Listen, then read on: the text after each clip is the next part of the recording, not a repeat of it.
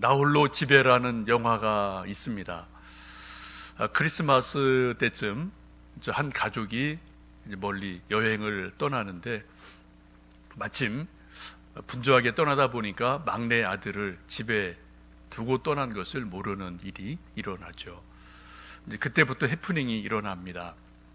크리스마스 이브에 그 아무도 없는 집으로 알고 도둑들이 들어와서 여기저기를 뒤지고 있을 때 홀로 남아있던 아들이 이 도둑들과 이런저런 싸움을 벌이고 하는 해프닝의 영화가 있었습니다.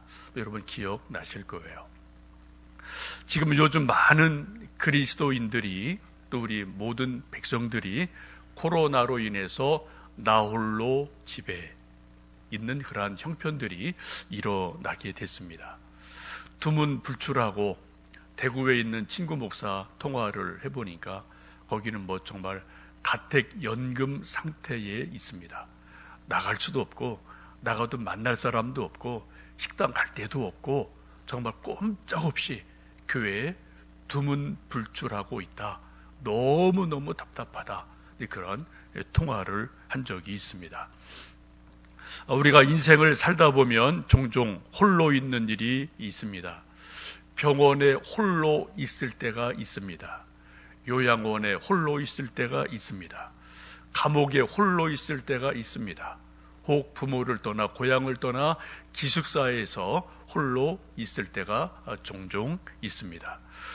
오늘 함께 읽으신 창세기 32장 24절 말씀을 보시면 야곱이 홀로 남았더니 라고 말씀합니다. 이 당시 야곱은 부인이 4명이었습니다. 아들이 11명이었습니다. 수십 수백 명의 종들이 있고 엄청나게 많은 짐승들이 있는 대부였습니다. 그런데 오늘 성경 말씀은 야곱이 홀로 남았더니 라고 말씀을 합니다. 홀로 남았다. 그게 무슨 의미가 있을까? 다시 한번 오늘 말씀을 중심으로 귀 기울이며 하나님의 말씀을 들어보겠습니다. 그림 하나를 좀 소개해 드립니다. 이 그림은 1888년 고갱이 그린 그림입니다.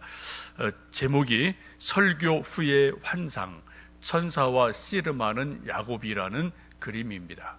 이 그림을 그리고 고갱이 친구 화가인 고흐에게 편지를 썼는데 이런 내용입니다. 내가 이 여름에 그림 하나, 종교활 하나 그렸네. 내 그림을 그리고 이것을 퐁타방 교회에 기증하려고 했는데 교회에서 달가워하지 않아서 줄 수가 없었네 라고 말하면서 이 그림을 그린 이런저런 이유를 말합니다. 이 그림을 그리고 자기가 그 당시 머물렀던 지방의 교회에 주려고 했어요. 근데 교회가 별로해서 받지를 않았습니다. 지금 이 그림은 스코틀랜드 에딘버러의 박물관에 걸려 있습니다. 근데 그 교회가 좀 저 그림을 받았더라면 그 교회가 얼마나 유명한 교회가 되고 또 저게 가치가 얼마나 있겠습니까? 그러나 그 당시에 그림을 알아보지 못해서 하여튼 교회에서 안 돼요.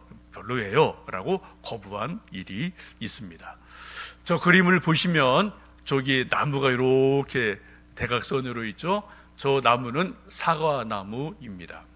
저 사과나무를 기준으로 위에 3개가 있고 또 아래 3개가 분리가 되는 거죠.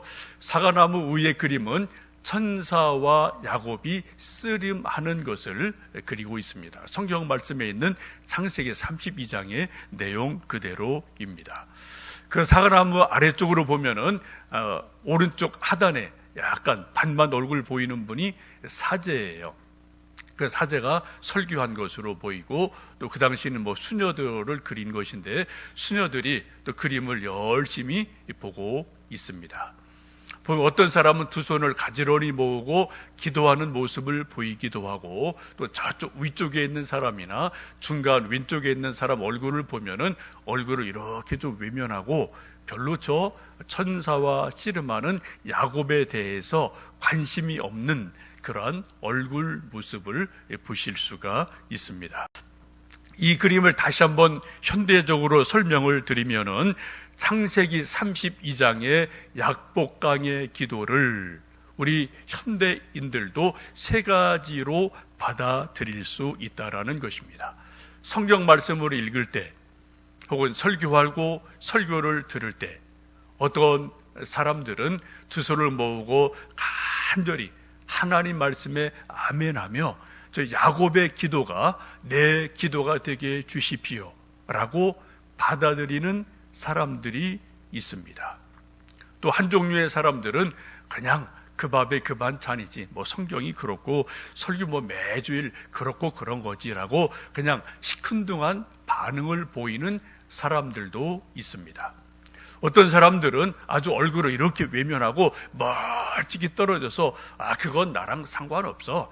성경은 성경이고 설교는 설교고 나는 나지 라고 성경 말씀을 하나님을 설교를 외면하는 그러한 얼굴 모습도 우리는 저 그림 속에서 찾아볼 수가 있습니다.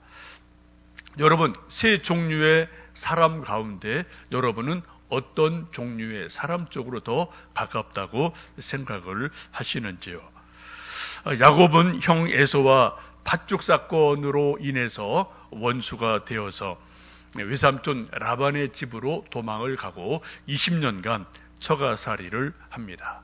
열심히 일했습니다. 요즘 말로 뼈 빠지게 일했습니다. 그래서 큰 거부가 되었습니다. 요즘 말로 말하면 마치 이북에서 호롤단신 이남에서 큰 거부를 이룬 현대 정주영 회장 같은 큰 거부가 되었음을 볼 수가 있습니다.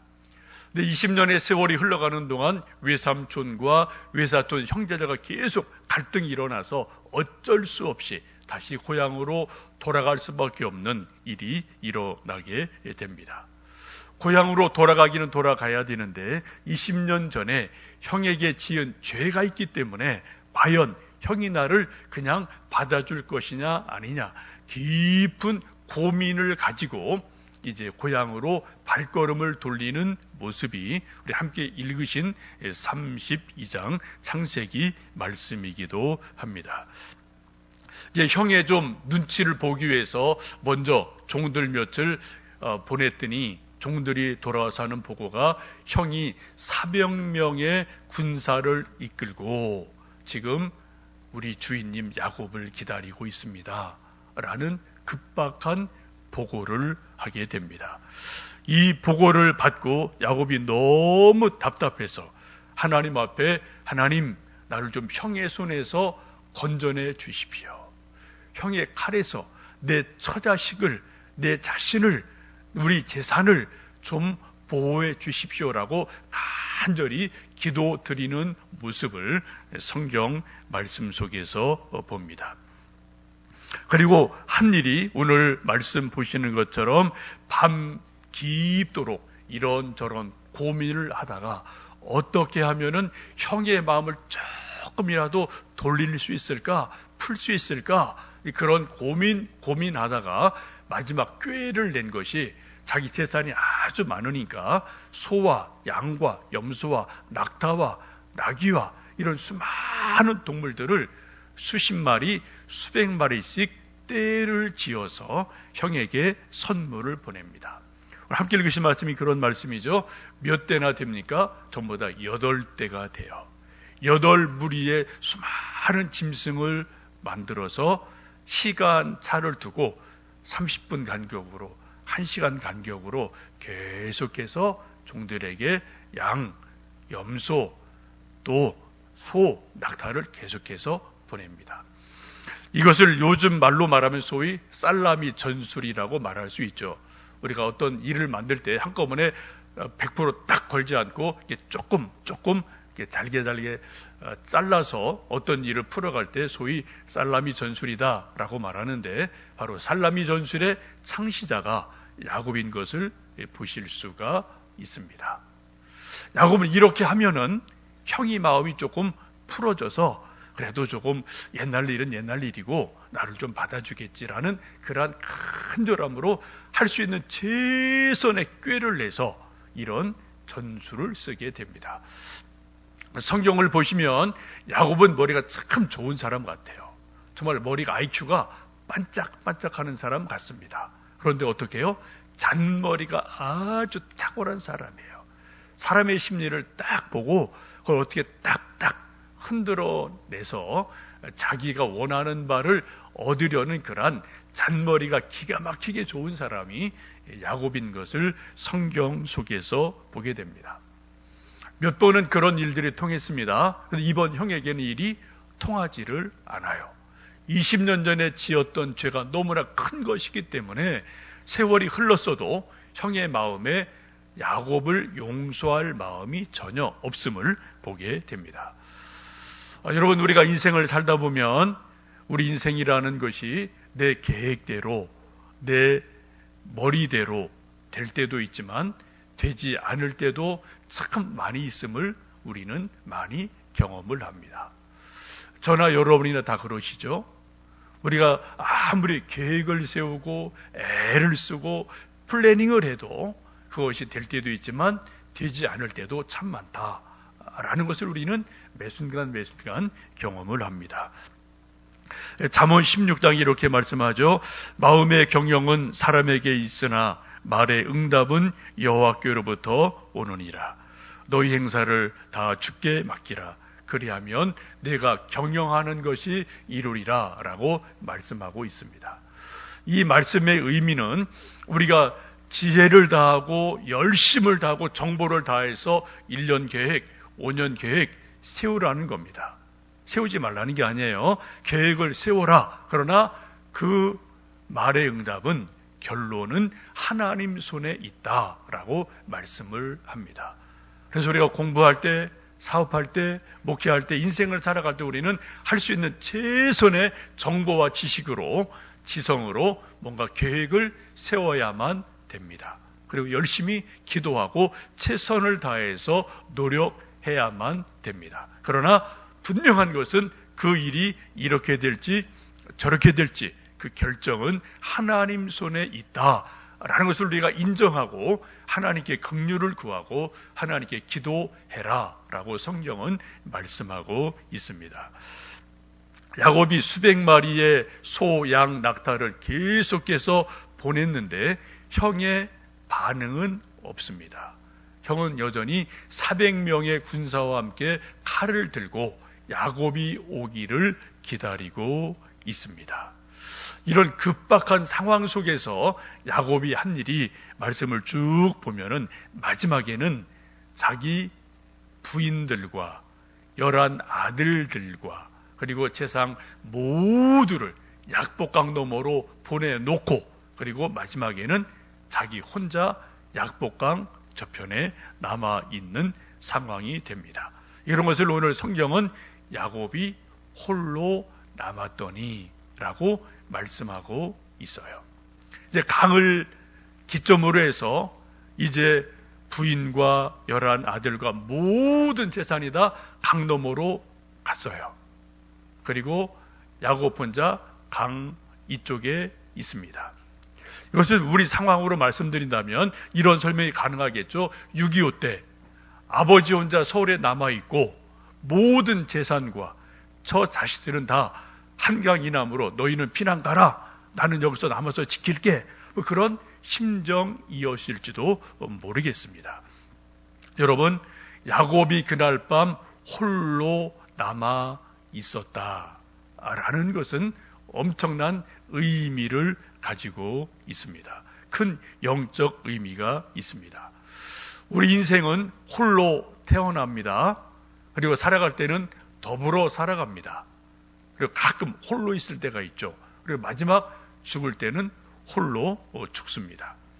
우리 인생이 진실한 인생이 되고 진정한 인생이 되려면 우리가 더불어 살아가는 이 세상 속에서 가끔은 홀로 있는 시간들이 필요할 때가 있어요. 그게 자발적이든 어쩌면 어쩔 수 없는 환경 때문이든 우리가 홀로 있는 시간이 가끔 있을 때 그때 진실로 내가 누구인지 하나님이 누구신지 인생이 뭔지 이런 것들을 바로 홀로 있는 그 시간에 우리는 깨닫고 생각을 하게 됩니다. 우리 자녀들이 부모를 떠나서 홀로 객지에 갈 때 있습니다. 외국에 갈 때가 있습니다. 홀로 병원에 입원해서 그 긴 밤 홀로 있을 때가 있어요. 또 좋은 일은 아니지만 가끔 어떤 이들은 홀로 감옥에 가서 몇 달, 몇 년을 감옥에 있을 때가 있습니다. 또 친구들이 다 떠나고 왕따를 받아서 나 홀로 집에, 학교에 남아 있을 때도 우리에게는 종종 있습니다. 이런저런 이유 때문에 우리가 원든 원치 않든 우리는 인생을 살다 보면 이 넓은 세상 중에 이 많은 사람 중에 나 혼자 있구나, 나 홀로 있구나 라는 것을 실제로 경험하고 마음으로 그렇게 느낄 때가 종종 우리에게 있습니다. 여러분, 홀로 있다는 것은 그게 영적으로 두 가지 의미를 말씀하는데, 하나는 홀로 있음은 영어로 loneliness예요. 외로움입니다. 또 하나는 solitude예요. 고독이라고 말할 수가 있습니다. 우리 사람들이 홀로 있어서 외로울 때, loneliness를 느낄 때는 사람들은 본능적으로 사람을 찾습니다. 핸드폰을 보고 계속 뭔가 게임을 하고 뭔가를 합니다. 텔레비전을 켭니다. 또 친구 만나러 커피숍에 갑니다. 또 심심해서 영화 보러 극장에 갑니다. 이게 필요한 거예요. 그런데 우리가 가끔 인생을 살다 보면은 홀로 있는 그것이 고독이라는 시간으로 이게 정의가 될 때가 있어요. 솔리튜드예요. 이 고독이라는 것은 홀로 있어서 외로운데 그냥 막 심심하다 이런 것이 아니고, 홀로 있기 때문에 오히려 하나님을 오롯이 바라볼 수 있는 그런 경건한 시간, 기도의 시간, 이것을 우리는 고독이다라고 말하게 됩니다. 지금 하나님이 야곱을 저 자식으로부터, 형으로부터, 주변의 많은 사람들로부터 다 떼어놓고 약복강에 홀로 남아있게 하신 것은 바로 외로움이 아니라 고독 속으로 몰고 가셔서 하나님만 바라보게 하는 그러한 일이 일어나게 됩니다. 하나님이 그렇게 상황을 만들어 가셨다는 거예요. 우리 교회 2000년 역사를 보시면 3세기, 4세기, 5세기에 아주 중요한 교회 역사가 있는데, 이 시대를 소위 사막교부 시대라고 말을 합니다. 콘스탄틴 대제가 기독교를 공인했습니다. 카타콤에서 교회가 지상 위로 올라왔어요. 이제 마음껏 예배 드릴 수 있는 시대가 됐어요. 그렇게 교회가 막 부흥하고 번성하면서 또한 여러 가지 부작용도 조금 나오면서 이집트에 있는 사람들을 중심으로 사막을 찾아가는 사람들이 생기게 됩니다. 왜요? 이분들은 자발적으로 고독을 선택해서 사막에 들어가서 하나님만 바라보고 이 세속에 휩쓸리지 않고 하나님만 바라보고 살고 싶다. 그런 자발적인 고독을 선택한 사람들입니다. 한 3세기, 4세기, 5세기 엄청나게 중요한 기독교 역사 한 맥을 만들어가는 귀한 믿음의 선배들이 있었습니다. 지금 야곱을 보면 하나님이 자발적이진 않지만 어떤 상황을 딱 틀어막아서 어쩔 수 없이 홀로 있게 하시고 고독의 상태로 몰아넣으시고 그 상황에서 하나님만 바라보게 하시는 일을 만들어 갑니다. 지금 야곱의 입장에서 형을 바라봐도 소망이 없어요. 처자식을 바라봐도 길이 없습니다. 엄청나게 많은 재산을 바라봐도 답이 없습니다. 노 답이에요. 노 웨이, 길이 없어요. 그래서 어쩔 수 없이 홀로 남아있는 상황 속에서 바로 하나님께로 마음을 두고 하나님께로 눈길을 두는 일이 일어납니다. 여기에서 야곱의 약복강의 기도가 시작이 됩니다. 여러분, 약복강의 기도의 내용은 너무나 잘 아십니다. 천사와 밤새도록 씨름하고, 그리고 이 허벅지가 뼈가 탈골될 정도로 뜨겁게 열심히 기도하고, 결국은 하나님께 응답을 받고 분이엘, 하나님의 얼굴을 뵙고 형과 화해하는 일들이 일어나게 됩니다. 여러분, 지금 코로나19로 인해서 우리 일상생활이 다 제약을 받으면서 너나 할 것 없이 홀로 있는 시간들이 아주 많아졌습니다. 특별히 대구에 있는 분들, 또 대구에 있는 친구 목사님 얘기를 들어보면 정말 꼼짝 못하는 상황이에요. 답답해 죽겠대요. 물론 성경 보고 기도하겠지만 얼마나 답답하겠습니까? 여러분, 왜 이런 아픔과 홀로 있어야만 될 수밖에 없는 상황들이 우리 모두에게 이렇게 갑작스럽게 태풍처럼 또 여러분 몰려왔을까요? 그 이유, 원인, 해석은 수백 가지의 일들이 가능합니다. 미국의 존 파이퍼라는 아주 유명한 목사님이 있습니다. 이 목사님 우리 한국에도 몇 번 오시기도 했고 저도 좀 가서 보기도 했는데, 쉽게 말씀드리면 목사들의 선생님 정도 되는 정도로 훌륭한 분이에요. 미국에서 전 세계에서 존경받는 몇 목사님 중에 한 분으로 보시면 될 수 있는 분입니다. 그분이 이런 코로나 사태에 대해서 며칠 전에 어떤 한 방송에서 인터뷰를 한 것을 본 적이 있습니다. 그분이 그렇게 말해요. 이 코로나19 사태는 하나님의 천둥 소리다라고 말을 합니다. 하나님의 천둥 소리다. 이 표현은 일찍이 칼빈이 썼던 표현이에요. 칼빈이 하나님 만날 때 그 자기 상황을 하나님의 천둥 소리를 자기는 들었다. 그런 고백을 한 적이 있는데, 이 파이퍼 목사님도 칼빈을 아주 귀히 여기고 그 흐름을 어떻게든 따라가려 한 그런 열심 있는 목사님인데, 지금 이 코로나19 사태를 전 세계를 보면서 하나님의 천둥 소리가 들려오고 있다라고 이야기를 하고 있습니다. 여러분, 이 세상에 우연은 없습니다. 아인슈타인이 이렇게 말하죠. 우연은 하나님이 모습을 숨기고 행하시는 기적의 방식이다. 그 뜻은 우연은 하나님이 계획을 세운 후에 하나님이 자기 모습을 살짝 감추고 드러내지 않고 인간에게 몰래 뭔가를 내려주시는 기회다. 그런 의미를 가지고 있습니다. 여러분 외우처럼 수많은 사람들이 이 코로나 사태로 인해서 경제적인 혹은 건강의 문제로 일상의 제약으로 이런저런 어려움과 고통을 당하고 있을까요? 어떤 분들은 그냥 우연이지 라고 생각하는 분도 아주 많이 있으실 거예요. 또 방역 당국에 좀 부족함이지 말할 수 있습니다. 그럴 수 있습니다. 우리 믿는 사람들은 혹시 하나님이 이러한 일을 통해서 우리에게 뭔가 들려주시는 천둥 소리가 우리에게 있지 않나를 귀 기울여 보는 것이 우리 믿음의 사람들의 마음가짐인 줄로 압니다. 혹시 이런 일은 있지 않을까요? 우리가 불과 한 달 전만 해도 우리에게 수많은 자유의 시간이 있었고 주머니에 약간의 돈이 있으면 해외로, 산으로, 들로, 맛집으로 막 여행 다니고 먹으러 가고 했었어요. 좋은 일이에요. 또 우리 믿는 사람들도 그런 흐름 속에서 그게 예외가 되지는 않았습니다. 혹시 하나님이 이러한 하나님 중심보다는 맛집으로, 세상으로, 이것저것으로 밖으로 놀러나가는 우리 사람들의 발걸음을 딱 막아 놓으시려고 그렇게 하시는 일은 아닐까? 여러분 아시는 것처럼 지금 우리나라 한국 사람이 가면 100나라 이상이 오지 마세요. 오지 마세요. 오면 우리 2주간 격리시킵니다. 오지 마세요. 지금 이게 우리 한국의 상황입니다. 우리 가고 싶어도 외국에서 오지 말래요. 가면 무조건 그냥 2주 그냥 격리 딱 시켜놔요. 갈 수가 없어요. 여러분 이런 일이 왜 일어났을까요?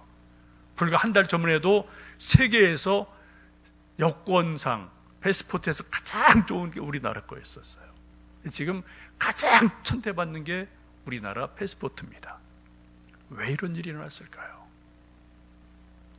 여러분 지금 우리도 마스크를 쓰며 매일매일 살아갑니다. 집에서도 직장에서도 거리에서도 마스크를 다 쓰고 있어요. 왜 하나님이 우리 모든 사람들에게 마스크를 쓰게 했을까? 혹시 우리가 그동안 마스크 쓰지 않았을 때 자유롭게 말하면서 이 말 저 말 할 말 안 할 말 하여튼 무슨 말이든 너무 많이 말을 한 것은 아닐까? 혹시 하나님이 우리 말을 너무 많이 말하는 우리 사람들의 입을 딱 막으시려고 마스크를 딱 씌워놓고 마치 코에 소에 멍에를 씌워 놓으시는 것처럼 마스크를 딱 씌워놓고 말 좀 그만해라. 말 좀 가려서 해라. 말 좀 좋은 말 좀 해라. 라고 우리에게 가르쳐 주시기 위해서 우리 모든 사람들의 입에 마스크를 씌워 놓은 것은 아닐까요? 여러분, 이런 코로나 사태를 우리가 그냥 봐도 괜찮아요. 그럼 우리 하나님의 사람들은 큰 일이든 작은 일이든 우리가 이런저런 일을 경험할 때 거기서 뭔가 영적인 의미를 찾아가려고 하는 것이 우리 믿음의 사람들의 자세가 아니겠습니까? 여러분, 지금 야곱은 어쩔 수 없는 상황에서 홀로 남게 되었습니다. 바로 그 시점에서, 바로 그 지점에서 야곱의 기도가, 약복강의 기도가 시작이 돼요. 그리고 밤새도록 천사와 씨름했습니다. 호세아 12장은 야곱이 천사와 겨루어 이기고 울며 간구했다라고 성경은 말씀하고 있습니다. 밤새도록 천사와 더불어 울며 씨름하며 기도하고 결국은 하나님의 은혜를 받아서 기도 응답을 받고 분이엘 하나님의 얼굴을 배웠다. 그리고 고백을 하고 형을 만나면서 하는 말이 내가 형의 얼굴을 보니 마치 하나님의 얼굴을 보는 것 같습니다. 라고 고백하며 20년간 그렇게 야곱을 끈질기게 괴롭혔던 인생의 문제가 해결되는 놀라운 역사를 약복강 홀로 남았을 때 경험하게 됩니다. 우리 모두가 이 홀로 있는 시간을 앞으로 얼마나 더 지내야 될지 아무도 모릅니다. 한 주가 될지 두 주가 될지 한 달 될지 아무도 알 수가 없어요. 알 수 없는 홀로 지내야만 되는 이 앞으로의 시간들 속에 우리 모두 다 혹시 하나님이 우리를 야곱이 약복강에서 하나님을 만나도록 야곱이 홀로 남았더니 라는 그러한 상황이 아닌지를 깊이 생각하시면서 우리 홀로 있는 그 시간에 그 자리에서 야곱처럼 기도하고 기도의 단을 쌓고 더 하나님께 은혜를 구하고 우리 죄를 회개하며 일상에 주었던 은혜들이 얼마나 큰가를 기억하며 속히 주님이 어려운 일을 이제는 해결해 주시고 우리 모두 일상으로 돌아가서 예배를 드리고 하나님의 은혜를 다시 크게 누리는 은혜가 있기를 주님의 이름으로 축복합니다.